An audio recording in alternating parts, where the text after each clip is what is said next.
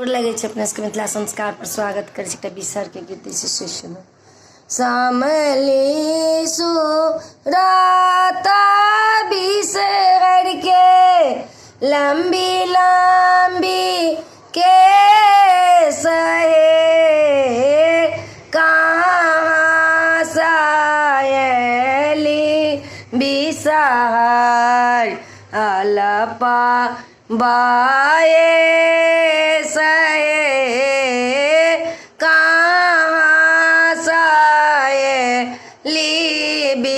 बिसहर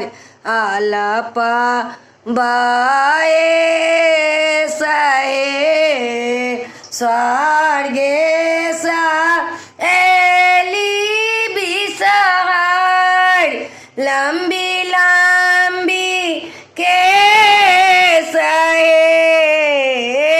मृत भुवन बा साले बा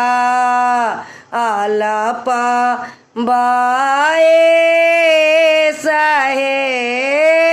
मृत भुवन बा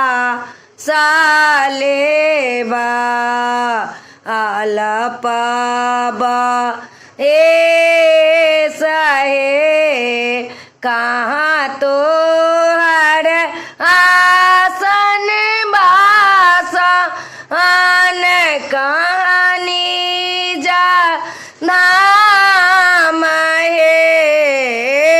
किन कारा बेटी थी का किए तो हर नाम है किन कारा बेटी थी का किए तो हर नाम है स्वर्ग हमर आसन बासन सरोवर निजा धाम है गौरी दाई के बेटी थी का जाया बिसहर नाम है गौरी दाई के बेटी थी का जाया बिसहर नाम है किए माधे तुलसी छै किए माधे पान है किए माधे जाया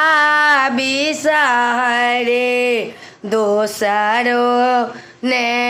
आन है फूल माधे तुलसी छियै पान माधे पान है पवनैतिन माधे जाया बिसहरे दोसरो ने आन है। वीडियो में अच्छा लगा अपने सबके बिसर के गीत निक लगा तो चैनल के सब्सक्राइब करो, लाइक करो नहीं बिसरबे, कहो के नहीं बिसरबे। जय मिथिला, जय माता दी।